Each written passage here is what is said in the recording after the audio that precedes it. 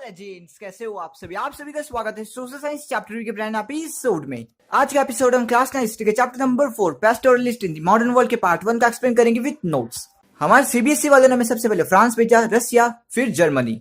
लेकिन chapter number 4 में उन्होंने कहा कि पहले तुम इंडिया घूमो फिर अफ्रीका, लेकिन मैंने कहा मैं पहले अफ्रीका पढ़ूंगा फिर इंडिया पढ़ूंगा, तो वैसे ही मैंने किया। सो now let's begin this part. Africa के पार्ट में तो हमने सिर्फ और सिर्फ एक कम्युनिटी के बारे में पढ़ा था, लेकिन इंडिया वाले में बहुत सारे कम्युनिटीज के बारे में पढ़ेंगे जिनके नाम आपके सामने। लेकिन डरो मत, कोई बड़ा वीडियो नहीं होने वाला, मैं इसको शॉर्ट में एक्सप्लेन करूंगा। Let's begin. सबसे पहले हम स्टार्ट करेंगे टॉप से, यानी कि जम्मू एंड कश्मीर से। वहां के हैं गुज्जर बकरवाल्स। ये सब अपने जानवरों के साथ विंटर के टाइम में लो पीक ऑफ शिवालिक में रहा करते हैं। जब विंटर्स एंड हो जाती है और समर स्टार्ट होते हैं, यानी कि अप्रैल के एंड में, तब ये सब ग्रुप बनाते हैं और उसको बोलते हैं काबीला या फिर कबीला। फिर ये लोग पीर पंजल को पास करते हैं and finally valley of Kashmir में पहुंच जाते हैं। इसी के साथ एक कम्युनिटी कंप्लीट। नेक्स्ट अब हम जाएंगे हिमाचल प्रदेश में। वहां की कम्युनिटी का नाम है गडी सैफर्ड्स। सेम ये लोग भी लो हिल ऑफ शिवालिक में रहा करते विंटर्स के टाइम में।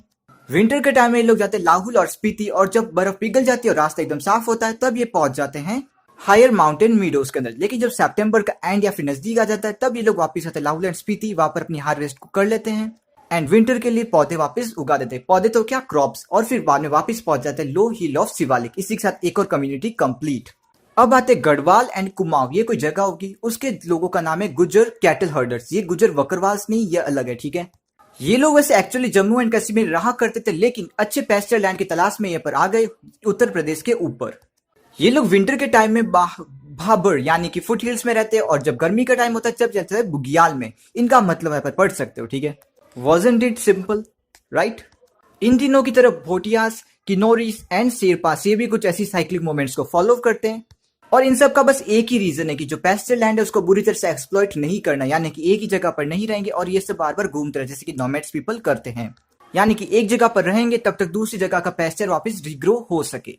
अब हम बात करेंगे महाराष्ट्र के ढंगार्स के बारे में। जब ये यहाँ पर रहा करते 20th सेंचुरी में, अर्ली 20th सेंचुरी में, तब इनकी पॉपुलेशन थी 467,000 के आसपास।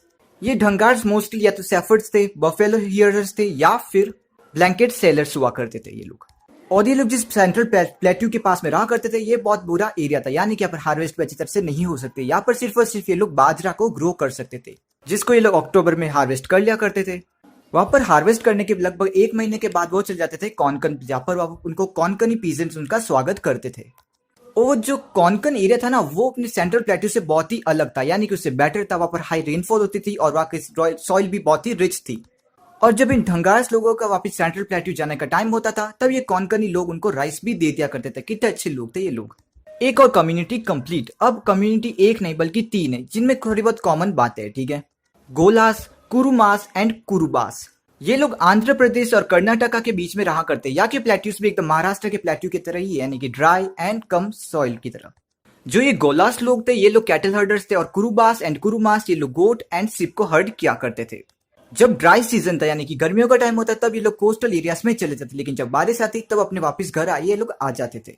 आई नो इसमें कुछ हार्ड है नहीं। जो बफेलोस थे उनको ड्राई सीजन बुरा लगता था, इसलिए वो बारिश की जगह पर आराम से रह सकते थे, और बाकी जानवर अपने मालिकों के साथ ड्राई सीजन के एरिया में चले जाते थे। इसी के साथ एक और कम्युनिटी कंप्लीट। नेक्स्ट कम्युनिटी है बंजारास। ये लोग UP, MP, Maharashtra, Rajasthan and Punjab के एरियाज में आपको मिल सकते हैं। ये लोग इन स्टेट्स में घूमते फिरते थे, बहुत लॉन्ग डिस्टेंसेस को कवर करते। क्यों करते हैं? अच्छे पेस्चर लैंड की तलाश में, और कुछ नहीं। ये लोग जब किसी गांव में पहुंचते थे तब ये लोग प्लग कैटल्स को बेचते या फिर गुड्स को बेचते, और उन एक्सचेंज में उनको मिलता था ग्रेन्स या फिर फॉर्डर, यानी कि जानवरों का खाना, कुछ समझ सकते हो, ठीक है। And now last and final, Rajasthan के रायकास। राजस्थान के क्लाइमेट के बारे में तो बताने की मुझे कोई जरूरत नहीं, आप सब जानते होंगे। वहां पर बहुत कम बारिश होती है, और जब कभी बारिश हो जाती है तो फिर कुछ फिक्स नहीं होता, बारिश होगी या फिर नहीं होगी, यानी कि हर साल खाने की बहुत कमी होती रहती है वहां पर।